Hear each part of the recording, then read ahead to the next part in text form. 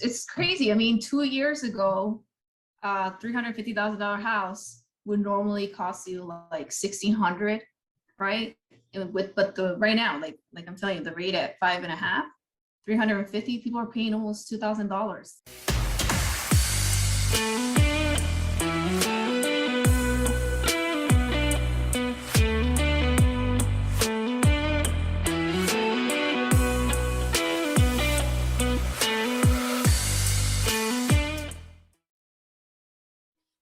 All right, so I should probably introduce you now. So I have with me is Letty Gutierrez. She is from Mexico. She came here when she was 8 years old. She's been in the area for 29 years, and she is a loan officer with Geneva Financial. Yes, that's me. That's you. So I wanted to bring you on today because we have seen a lot of price changes, in particular price decreases in the market in the past 7 days.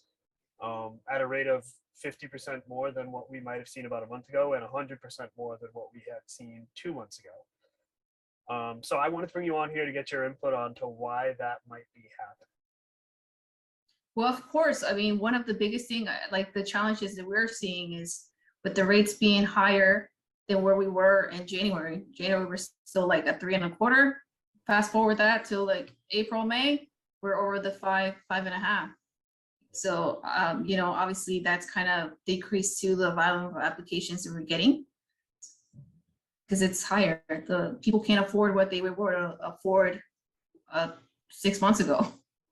So are you seeing less applications right now? Yes, from like other peers of mine that I keep in touch with. I mean, they're kind of slowed down too. So it's not just like one specific region. It's pretty much overall in the United States, everybody's kind of decreased. So on my end, my active customers that are trying to move to Florida, I haven't seen a huge decrease in demand yet. But I was curious, I guess, if people are trying to get pre-approvals less often with your business, to see if you're seeing something differently than what I am. Because I see a strong demand to move here, but affordability might be the biggest concern for people. Right. So, I mean, people that are selling up north, they're buying cash here.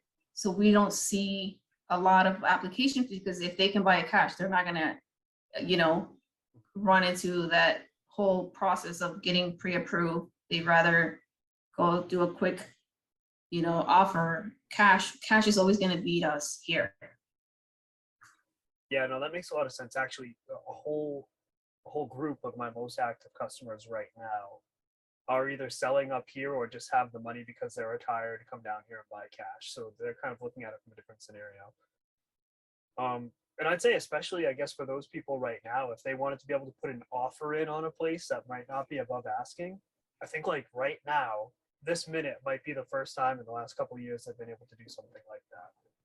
Yeah, incredible. Yeah, no, like if there was say 10 offers at the table for that same house and there's a conventional or an FHA loan and then a cash offer, even if it is lower, they're gonna go for the cash offer because they want to sell quick and cash out. Yeah, absolutely. So for buyers, like what do you think this means for them? Let's talk about the interest rate and how much extra it's going to cost people per month.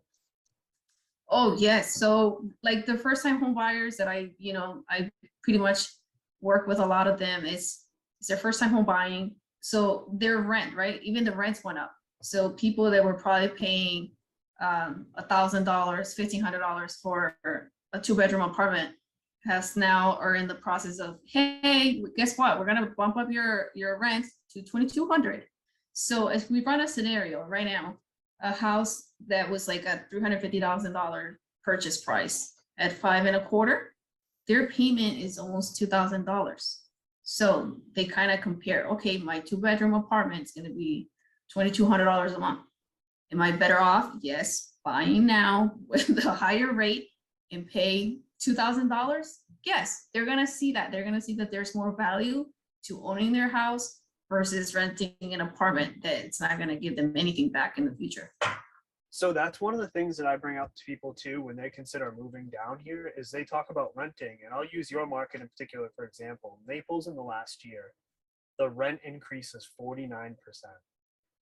49%. So yes, the housing market has gone up significantly on the buy-sell side for actually owning a single-family home or a condo. But on the other side, if you were going to rent, it's actually gone up a higher percentage than the home price did. I think even still with the interest rates included. Yeah. So I've seen it. I've seen it. We deal with it every day. People are, and sometimes it's unrealistic because they kind of get that 15-day notice. Hey, we're going to be selling this property. You have 15 days to move out. So my best advice for families that are maybe not ready to buy or it's not their time, it doesn't matter. Like if you're not looking to buy, at least get ready. There's so many things that my team and I try to do when we do sit with a family. It's whether they have credit challenges or they just need help because they don't know where it is. Some people think that it's not something for them, that they cannot afford to buy. But yes, if you're working and you do your taxes, like I'm always like, sit down. It doesn't hurt you to kind of have an idea of what you can afford. So when the right time for you and your family comes and you see a house that, the prices are, say right now, a house that's like $550,000, we know it's overpriced. Okay, everybody knows that we're $50,000 to $100,000 overpriced. So maybe in the next 6 months, what if it drops to 450? You kind of don't want to start that process when that happens. You want to know now. So that way, when it does, the prices do come down, you are more prepared and you know what you can afford. So I think that's where they should always start. It's like, like have an idea of what your rent is, have an idea of what a mortgage looks like, and you can see, set up a plan. Step 1, step 2, kind of walk you through it. So how much do you think buying high matters when the alternative is renting high? It doesn't, because when you look at every family, that we meet in, like I said, the rents here in Golden Gate City, Naples, right? It's like you said, it went up from like people paying $1,500 to now almost $3,000. And when they have to move out, it's first month, last month, and security deposit. So it's pretty much costing them $12,000 to go find another rental when they can kind of put all that money together and have money for their down payment so they can buy their own house and not have to worry and have some sort of stability for their families. Right. And even if it's comparable amounts of money between renting or having your own mortgage, you're building equity in yourself and you're actually increasing your net worth. Exactly. So I think that buying now with the opportunity to refi later is probably a better play for most people, but we can't predict the future, but just I know that that's what I would do, and I am doing. That's what Right. And I think we all, like when we help families, just like you said, we put ourselves in their situation. Okay, if that was me, what would I do? Everybody has their own unique situation, but our job, our goal is to kind of help them and guide them so they can make the right financial decision that, they're not going to get into a high mortgage and then turn around in a couple months, they can't afford to make their payment. The way I like to look at these things the most is what's the next move that's going to increase my net worth more for the future. So I would still be gearing towards getting a home rather than renting, especially in this market, even if it is a little bit more expensive. You have the opportunity to refi, which I just think is great.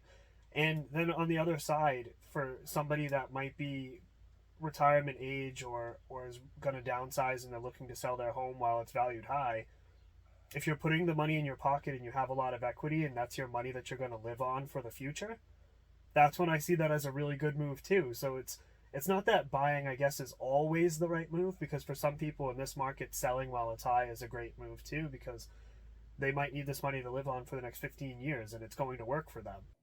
Right.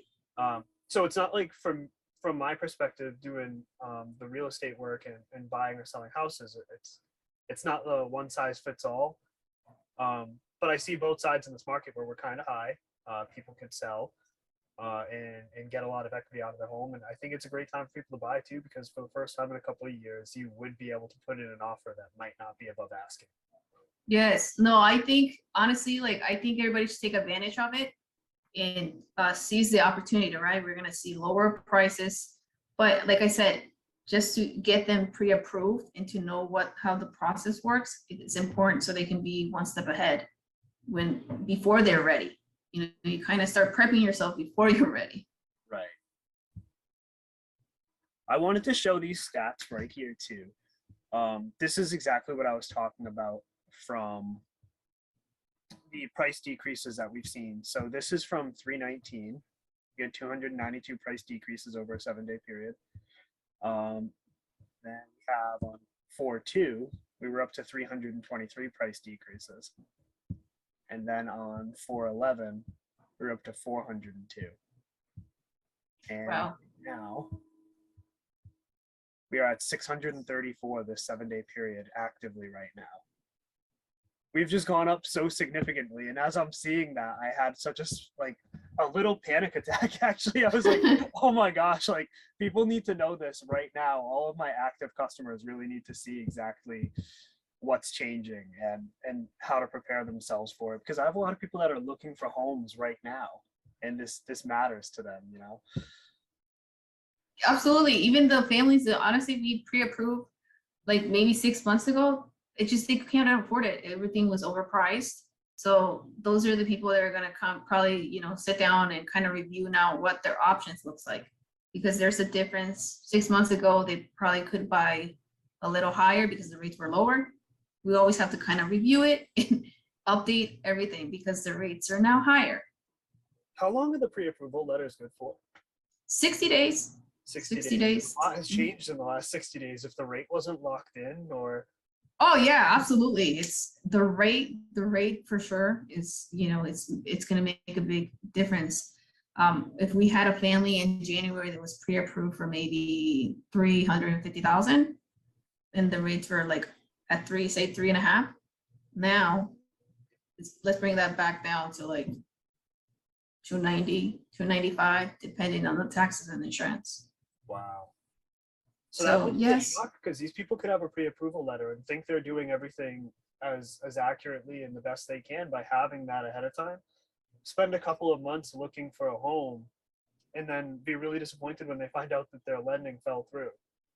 oh yeah, but I think as a loan officer, I mean, our goal is to always stay in touch and keep up with our clients, even if they're just sitting there, right? They kind of have to know, hey, by the way, just so you know, as rates are increasing, just keep in mind that before you go shopping, we have to look at that particular, scenario that you're looking at.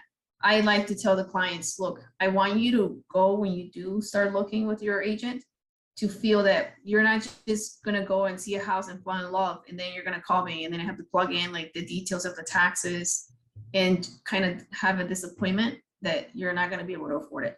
So before they go, they give me a screenshot of the property. I kind of plug it in and say, hey, it's going to work. Yes, we're good to go. So that when they do go, they know that they're going to be able to submit an offer. And like you said, not be shocked and disappointed that they can't really afford that one.